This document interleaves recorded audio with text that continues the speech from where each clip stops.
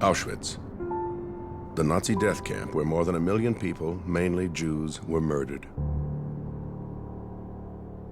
People with families and friends. Ordinary people robbed of their future. Each had their own unique story of how they came to be at Auschwitz. Only a minority survived. And today, decades later, very few can explain what happened there as witness to its human terror. Kitty Hart Markson was 17 years old when she arrived at Auschwitz-Birkenau in April 1943. Now she travels back one last time to answer the questions of a new generation.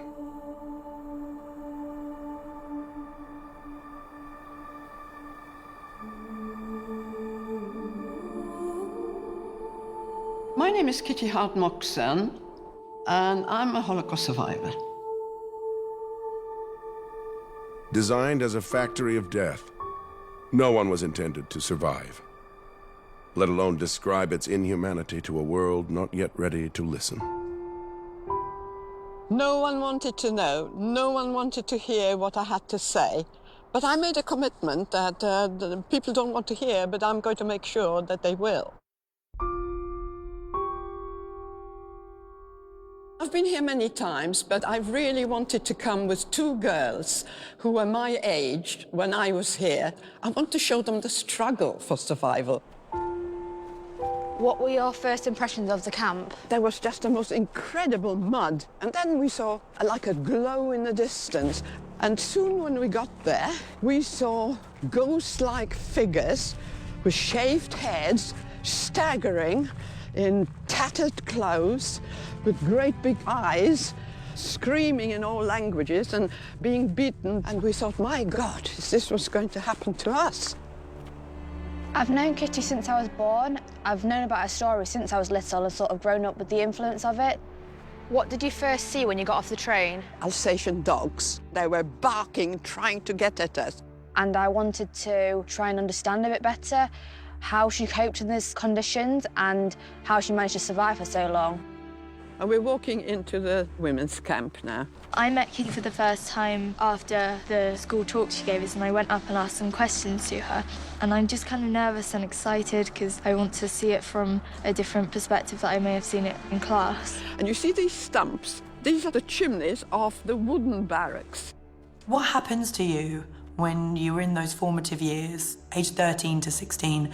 It shapes you and your character for the whole of your life. Auschwitz is where my grandma feels she belongs, and it always calls her back. Kitty Hart was one of the first survivors to tell her story. She gives us access to that experience with the power of her words. You have to treat what Kitty says almost like music. I hear what she says, and I also try to listen to what she has left unsaid. You see this crossroad? The crossroad was the crossroad to life or death. The very fact that Kitty was an eyewitness and can say, this is what I saw, actually ensures that it cannot be denied, that the intentionality of the perpetrators is clear, and that it's indisputable that what she saw is what happened. And as you walked, you got stuck in this mud, and all these people were falling around in the mud. You cannot stand there and simply say, this is okay. This should never have happened. It should never have existed. And as a human being thinking about the experience of others, you just realize this is no place for anybody to have ever been.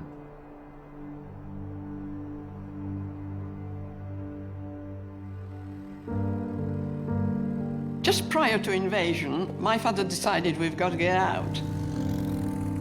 My brother fled with his friends to the Russian side.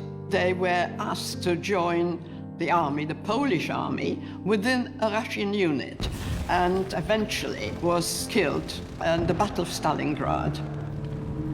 So my father, my mother, and my grandmother, we got on the last train. The train just took us to Lublin, and that's where everyone was thrown out, and that's where we landed up. And we were taken to a part of the town which became the Lublin ghetto. It wasn't possible to survive in Poland as a Jewish person without relying on somebody else. So Kitty's mother, in a time of crisis, what does she do? She starts teaching English to people.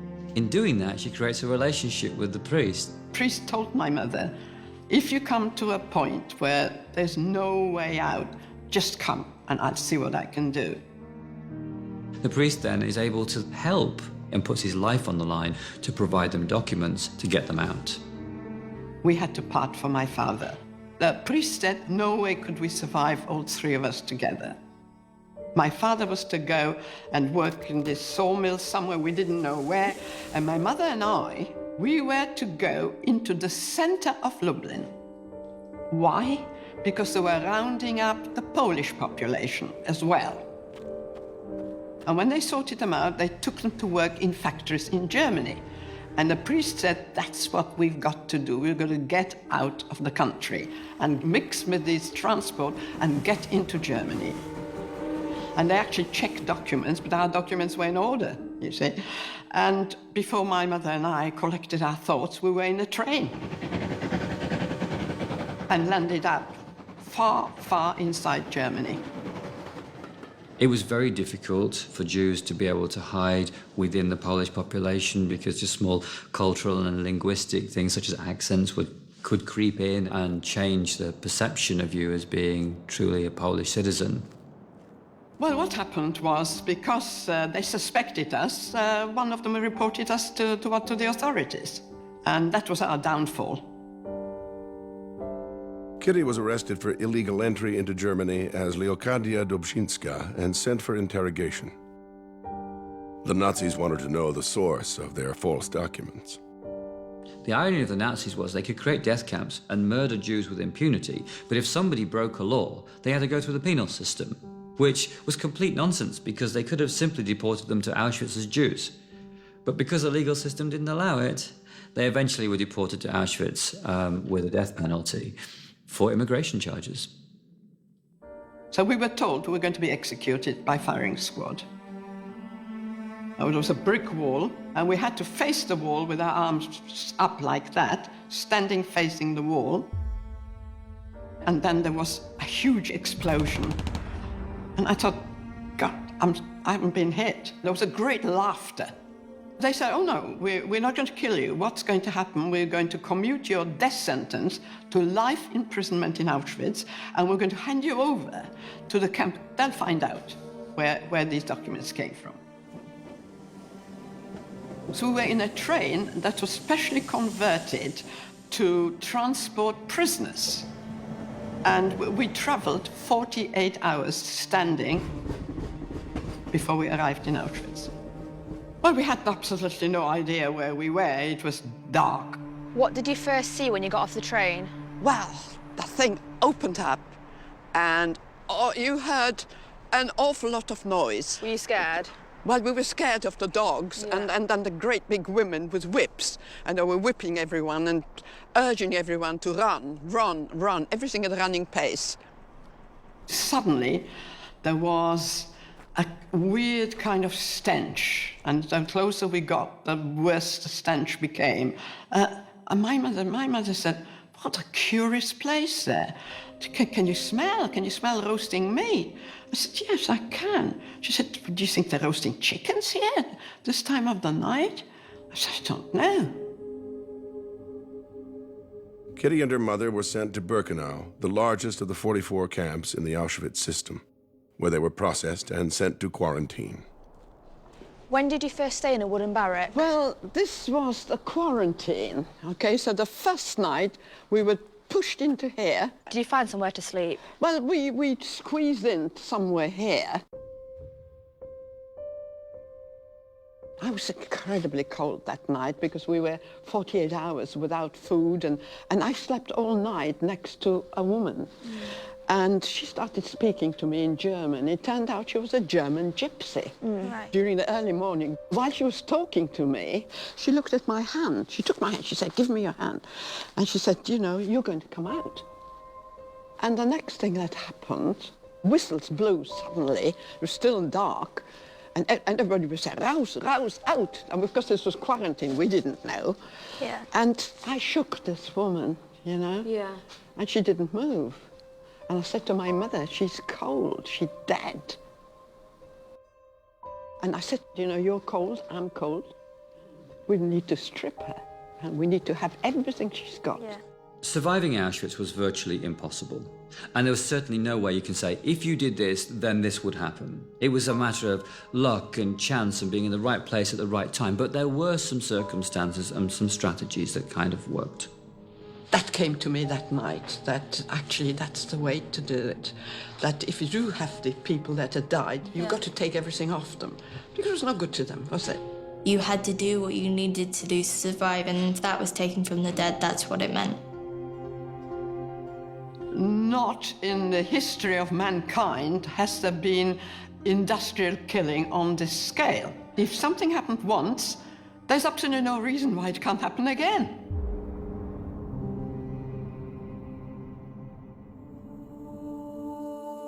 In 1943, Kitty was assigned to work on a new rail line into Birkenau called the Ramp. In 1944, she watched as transports of Jews from Hungary started to arrive. What was the importance of the ramp? People arrived in cattle trucks, and sometimes 7 or 10 trains would arrive in say, 24 hours. And people were sealed in, almost airtight, just a little bit of air coming through the slats. Sometimes the trains were sealed here for hours before they were allowed to unload. Did people die in the trains? Yeah, a lot of people died before they arrived here. Some people travelled 7 days before they arrived here. Did anyone have any idea what was happening when they got off the train? People had not the foggiest idea what was going to happen. Of course, there were people coming from the ghettos, so they didn't expect anything, you know, good, obviously. Everything was very nice and quiet because they didn't want people to panic. So loudspeakers were here telling people, well, there's a lot of typhus here, and so you're all going to be disinfected, and we've got to split. We went from women and women with children. Leave your luggage, you're going to get your luggage later. And then someone came, right, left, men this way, women with children on one side. Younger people are younger, you can go that way. Oh, you're older, you take your child with you, it'll be fine. You take your child, we're not going to split you up. It was shocking to see that you stood in the exact same place as those people did once. At the ramp, women with children and the elderly were sent directly to their death. And if you were young and able-bodied, and if at that period of time they needed workers, then you were chosen for slave labor, which essentially meant that you were chosen to die slowly, not to die immediately in the gas chambers. Let me tell you, at this point, families were split, never ever saw one another again. So some of the men were taken this way, okay. Some of the girls that were selected to go into the camp were taken through there. You were just told to go that way. And you know the road there, where does that go? The gas chambers. That's it.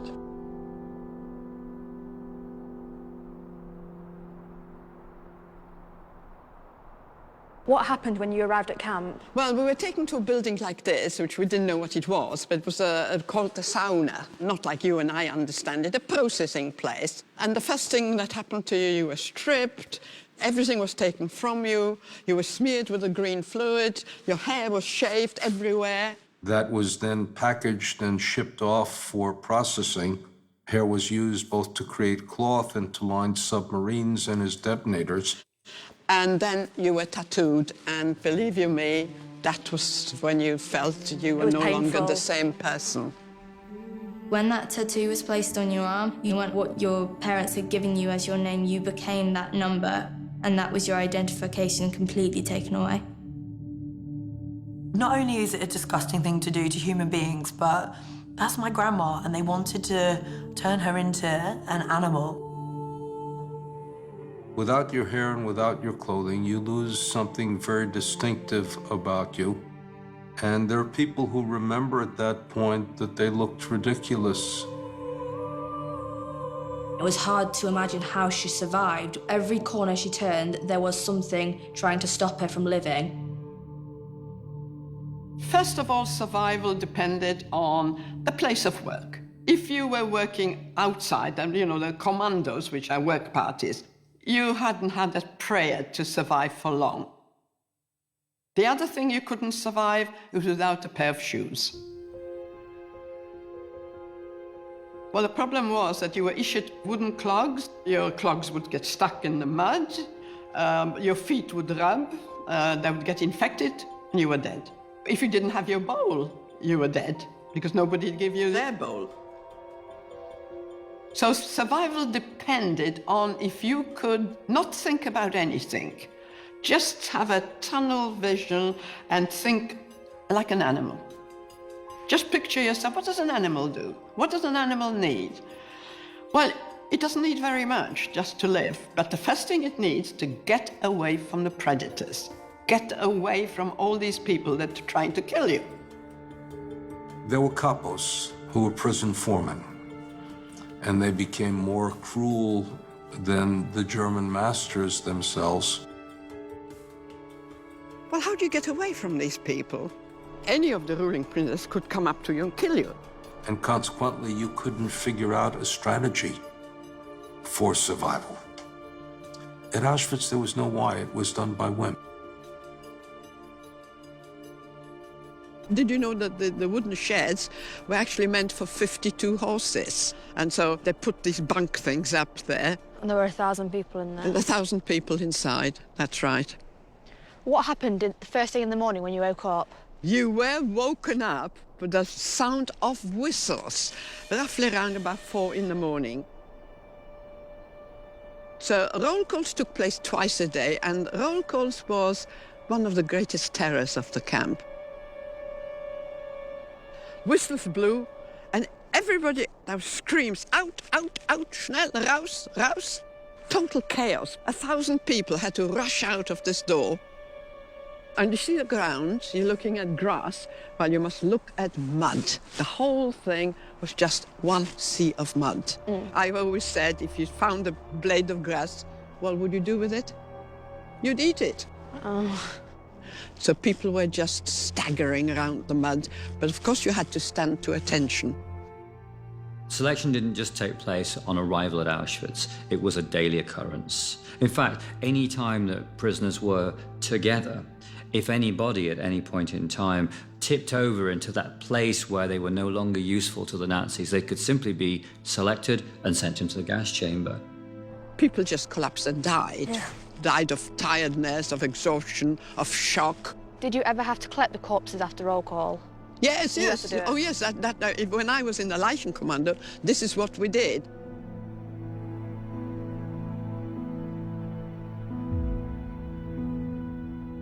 Well, I don't know if people realize, but when you are hungry, hunger is a total obsession. You're just thinking, hunger, hunger, I must have something to eat. I must. If I don't eat something, I'll die. It depended where you were in line as to how much nutrition you got. If you were at the beginning of the line, you got pure water. If you were at the end of the line, you had a problem because they might run out of food. And if you knew the person who was ladling out the food, then in one sense, they dug deep and they got the stuff in the soup that landed at the bottom, whether it's a potato or a carrot or something.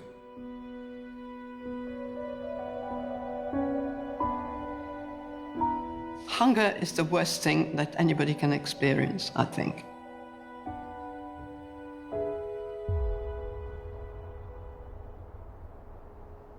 Did you stay in a bunk like this then?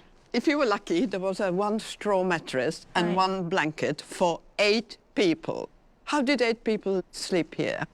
Like sardines next That's to each it, other? you've got it. Yeah. Head to feet, so you had somebody's feet in your face. Yeah. Did people die in the night then? Did you have any Yes, experience people with died that? in the night, that's right. If somebody died next to you, all of a sudden you found your own body heat going out. You needed the warmth of the other body in order to stay, I wouldn't say warm, but to stay less cold during the frigid nights. Suppose you needed to go to the toilet at night. There's no toilets in here. Well, A, there are no toilets, B, you were not allowed out. The barracks had buckets. Now, a veteran prisoner would try to judge when to go to the bathroom at night by such a way as listening very carefully to what happened to the prisoner before you, to make sure that you weren't the last to fill the bucket, because if you were last to fill the bucket, you had to take it out and empty it. You look at that. You see what this is? It's mud. That's just mud. Yeah. That's right. And very often there was a mess here as well. Yeah. Because you couldn't get to the bucket. Right. You had the permission to, even during the night, to use the bucket. So those were your living quarters. It was just so horrific to think that anybody could stuff all these people in this tiny space. I have a place to go to the toilet, and I have a place to sleep, and I have a place to have food, and I know that I will get it. The Nazis made sure in every way possible you didn't get what you needed. Something to eat, somewhere to sleep, and I'm afraid, if you don't mind the language, somewhere to shit. Now, what I'm going to show you is the latrines, okay? Now, you see that entrance? Mm-hmm. Thousands had to get through this entrance. And, of course, there was a functionary prisoner in charge and wouldn't let you in. But did you know, I worked there at one stage, so let's just show you what it was like. How did you get the job to work here? Well, I had to buy myself to work. I thought it'd be a good place. At least I'd have access to the lavatory. Yeah. Oh, it was horrible. There's nothing further from what a 16-year-old girl would want to be doing with her life than having her arms in shit. And yet, for her, that was a privilege. Because when she was in the Scheißkommando, it meant that she wasn't digging a ditch. She didn't have somebody flogging her to death because she couldn't dig fast enough. She wasn't actually freezing to death because she was inside. And what's more, the Nazis were nowhere near that place. So being in the Scheißkommando was a 16-year-old's dream in Auschwitz. So that was an open sewer. Thousands of women going in there. You had like 2 or 3 people to a hole because you didn't have it to yourself. And then, when people were finishing, you had to dig all that stuff out. So everything had to come out. Think of the idea that you have 35,000 people using these latrines. So it was designed again to dehumanize the people, to degrade them, to make them live in their own filth. Why do you dehumanize these people if you're going to kill them anyhow? Because if people look like a lump of feces, then it's easy to flush it down the toilet. And what would happen if you couldn't get in? How would you go to the toilet? You had your bowl, Yeah. and your bowl was virtually your food or your toilet. Yeah. The problem was washing it out, right? Yeah. How did you No wash it water. out? No water. In the winter, you Yeah. had snow, you could wipe it out. In the summer, it wasn't so. And you couldn't do anything on the ground because if somebody'd pick it, see you, You can get in trouble. well, never mind in trouble, you'd get killed. Yeah. Yeah. Full stop. We haven't got the words to describe the intense cold. Well, I always think of penguins, actually. How did penguins survive on the Antarctic? Well, if you look at them, they huddle together and try to have body heat from each other. Well, that's exactly what it was. So that was trying to overcome the cold. It must have been horrific to have to stand still in the cold with no shoes, hours and hours on end, when she was hungry, starving, tired, and there was nothing she could do about that.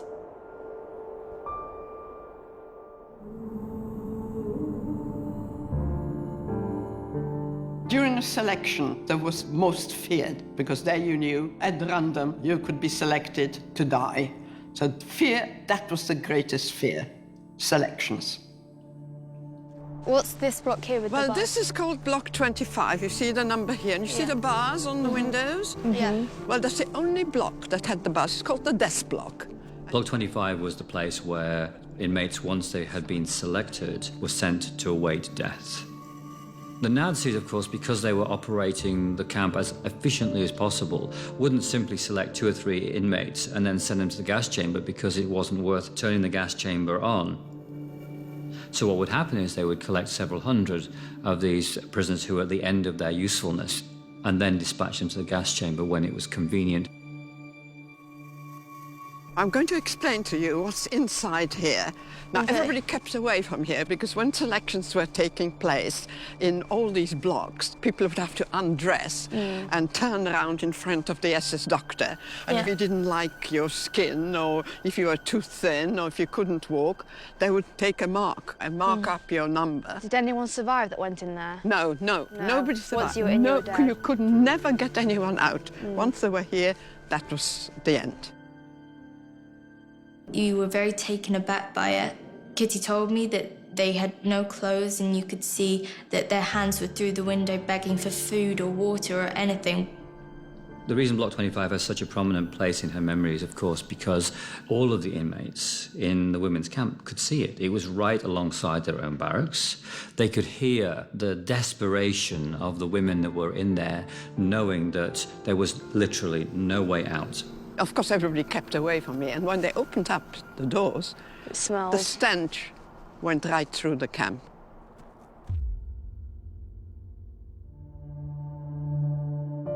Well, language was a big problem because the camp had its own language, and it was actually a combined German and Polish sort of slang. For instance, the woman who was in charge of the block was called the Stubenälteste. So if you didn't know the German word, you wouldn't have known what it was. Her helpers were called Stubowa. Stube is a room in German, but it was kind of made into Polish. It was a slang that you had to understand, and that was a problem with the Greeks, the Italians, the Hungarians. They just couldn't understand. If you didn't, again, you couldn't survive.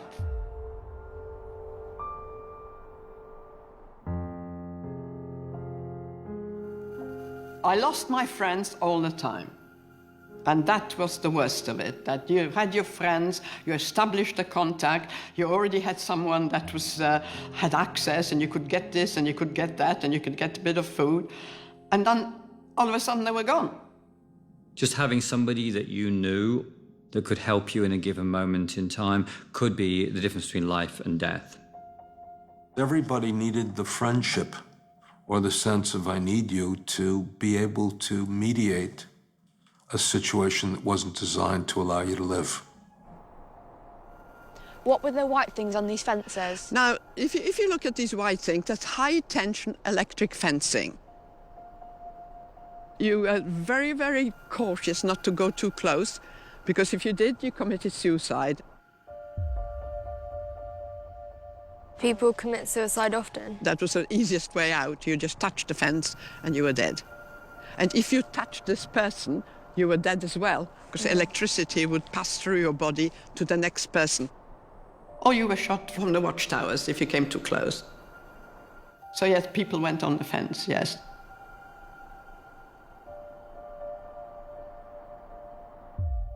There was one universal word which was called organizing, and that meant to getting hold of. Didn't matter what it was, whether you bought it, whether it was stolen, whether you found it, it was all one word, and it was called organizing. I organized some bread, I organized a pair of shoes, I organized something to wear.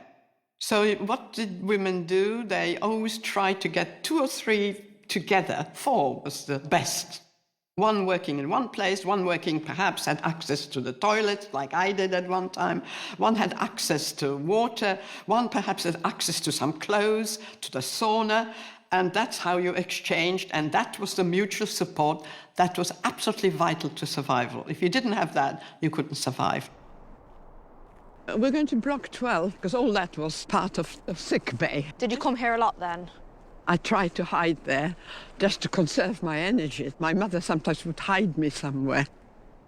Kitty's mother was a very highly educated and cultured woman. Once she got into the Holocaust, her knowledge of German was going to be really important to her.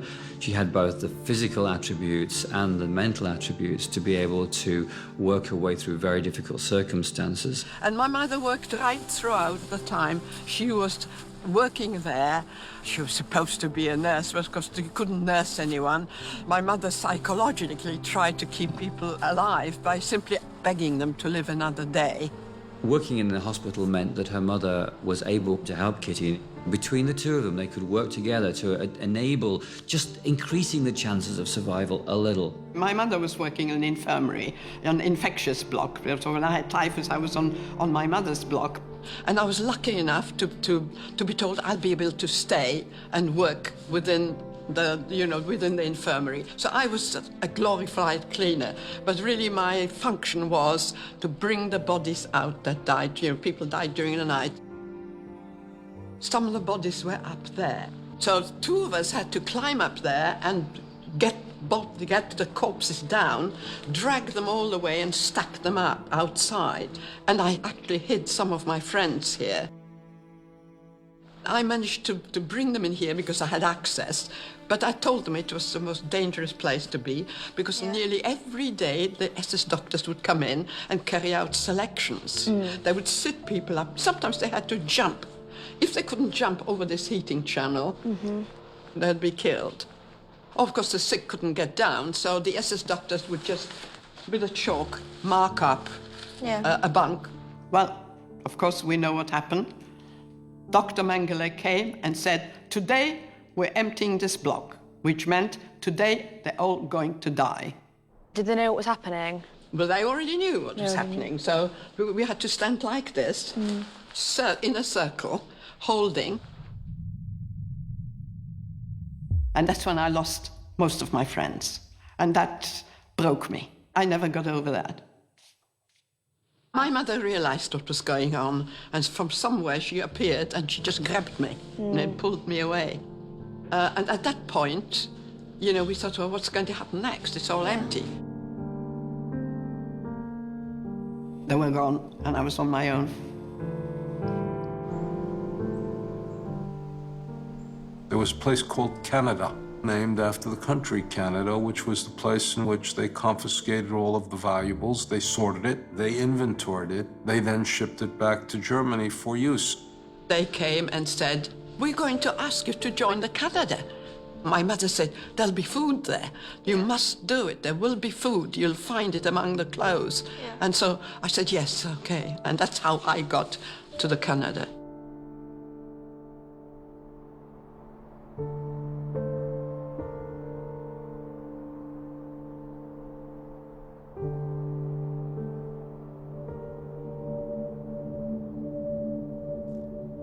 I'm going to tell you why I've brought you here.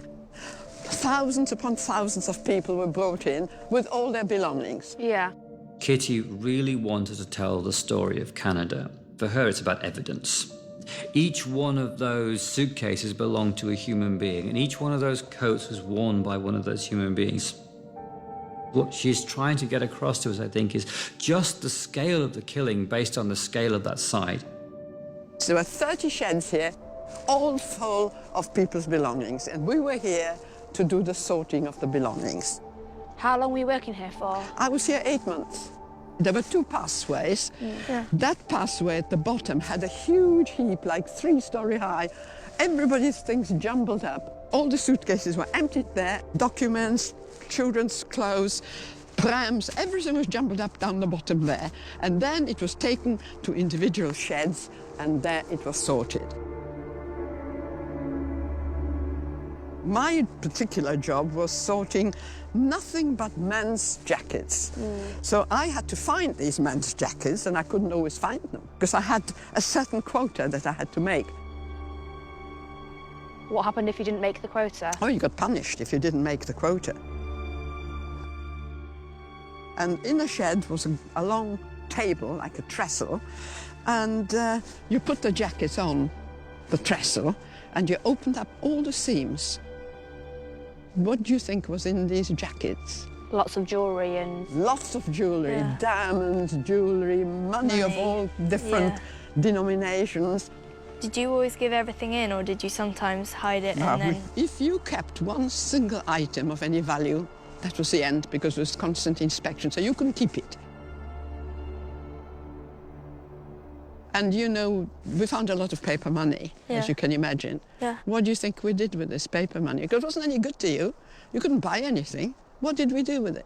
use it as insulation? No, we use it Toilet as paper. toilet Toilet paper. paper. Yeah, well. All current dollars, kroners, whatever currency there was used as toilet paper. One of the SS who took us to the Canada made a speech, and he said, because you're here, you're never going to be back in the main camp, because what you see, we cannot allow it. There's only one way out of here, and that's through the chimney.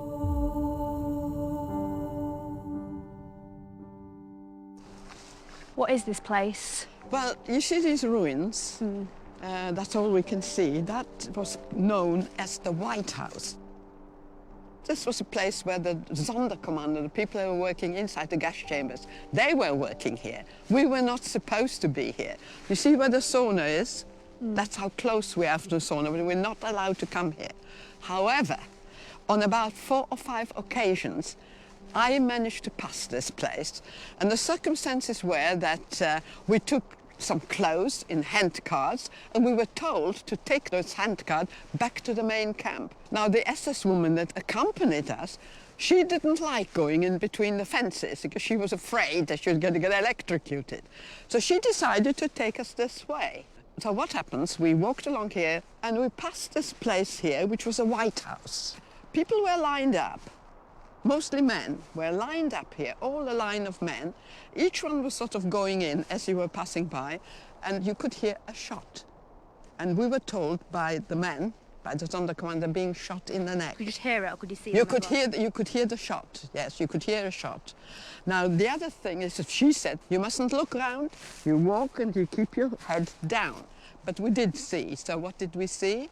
We saw some men throwing in bodies into pits, and smoke coming out and fire coming out of the pits, and those were some of the bodies that they couldn't burn in the ovens. They were bringing them in here and burning them in pits.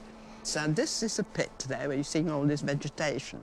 And I actually found one pit some years ago and found human remains, and I think it was that pit over there. And I passed this about 4 or 5 times within the 8 months that I was working here. How did it make you feel when you passed? It was a horrific sight. And we didn't even want to look. But of course we did, you know, it was forbidden. But it was just horrific because you were just seeing bodies being burnt and the fire coming out of the pits and smoke all over the place. There were several, we passed several pits. There was one here, there was another one down there. But there were many pits here, but I recall that one particularly, very close to the sauna.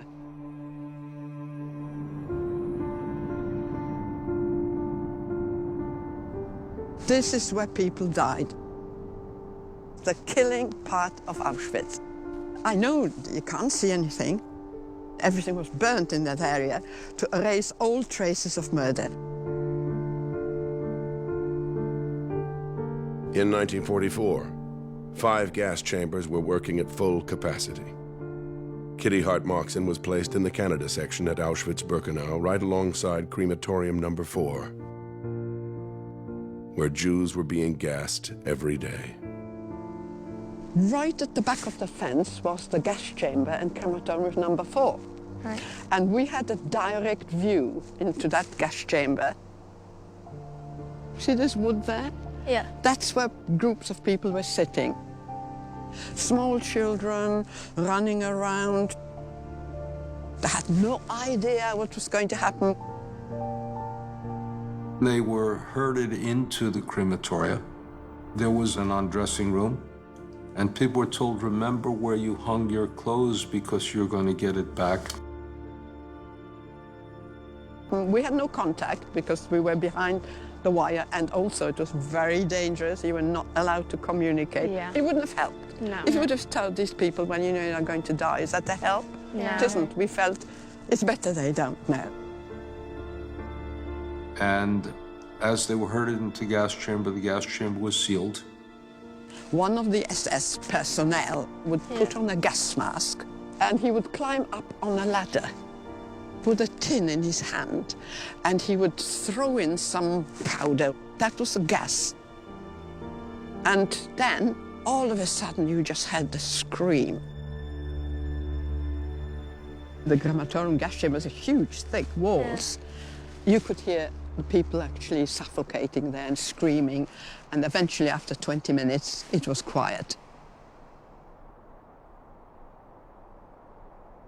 The Sonderkommando who worked in the gas chamber reported that people climbed up on top of each other, and they sort of were in a sculptural pyramid. The gas was evacuated, and then they were taken to the ovens, and there was a dissecting table. They opened them up to make sure that people did not die with something valuable inside themselves. What Birkenau essentially did was to reduce the human being to a consumable byproduct of the killing process. And the very next thing you saw was the men with wheelbarrows taking ash and dumping it in the pond at the back. Do you think I could actually believe it? No. Did you and your friends talk about it, what you saw? We tried not to talk about it. We knew it was happening, but, you know, we decided we mustn't talk about it. Don't look, don't look. Yeah. We know it's going on, but don't look at it.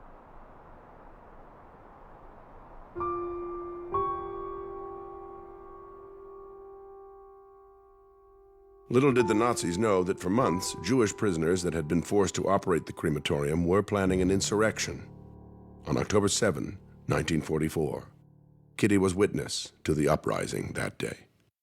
There was just a loud noise. And when this noise happened, we thought that was it. My friends and I, we threw ourselves down, just like that, cover our heads, lie flat on the ground. Armed resistance was not a decision whether to live, but most often a decision how to die. We do know that there were resistant movements. The Poles had the resistance movement, the Jews had the resistance movement, but we never knew who these people were because it was so incredibly dangerous. We didn't know it was uprising until we saw the men actually come over. They seemed to have cut part of the fencing, because that was electrified fence. Yeah. So they seemed to have cut the fence and run over, and they tried to escape somewhere. Yeah, I don't know where, but they were running all over. And we were just lying down, spread-eagled, because that was the safest thing to do. There was a general shootout. They came in on motorcycles with machine guns, and I think they got most of the men. Kitty was also a witness to the fact that Jews did not go like lambs to the slaughter, that they were thinking about what they could do to overcome the Nazis, and with absolutely no chance whatsoever to get hold of the explosives, to be able to overcome the tight strictures on them. These Jewish people did that. Following the uprising was a huge inquiry, like a whole roll call with an inquiry. And during that inquiry, one of the SS women came and called my number, 39934. And I was transferred back to the main camp. And I had no idea why. I found out later it was my mother who managed to speak to one of the commandants and told him I'd been working 8 months there and that she was being evacuated, and asked him if I could be evacuated. And that's what happened. So why do you think that he let you go? We don't know. We don't know. I think my mother spoke this perfect German, and she didn't beg, she didn't crawl. She just got up there and spoke, asked to speak to him in a proper manner, and I think he took it on board and called my number. Well, I was transferred to the main camp. We were on this list to be evacuated, and my mother looked around and she thought, oh my goodness, we are all with these functionary prisoners. I wonder if they'll kill us. And we were put into a cattle truck. And my mother made a speech. Just remember, we are leaving here. We are all equal from now on. We will no longer have your functions. And remember, we may need one another's help. So, from now on, you're all going to be friends. And that's what happened. After leaving Auschwitz-Birkenau in November 1944, Kitty and her mother went through a further 6 camps and several death marches before finally being liberated in Salzwedel, Germany, April 14th, 1945. Liberation was at best bittersweet. It meant that for the first time they had to confront loss. Loss of parents, loss of spouses, loss of children, loss of entire communities, loss of entire worlds.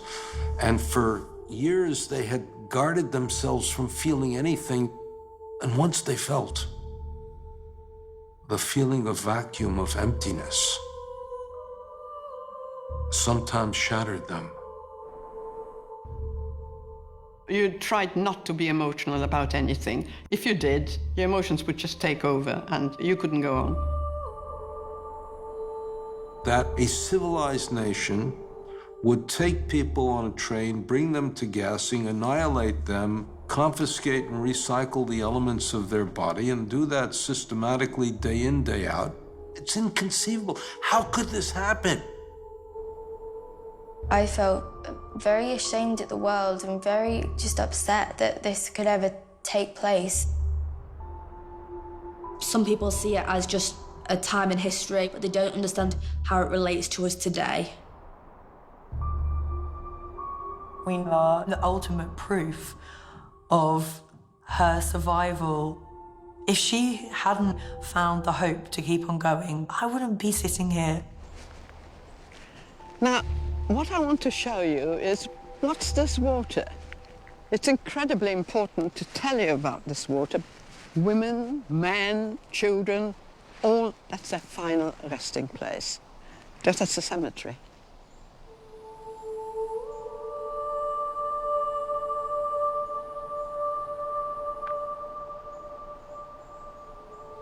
Kitty Heltmarkson is saying, I was here, this is what they did to me, this is how it was set up, but I prevailed.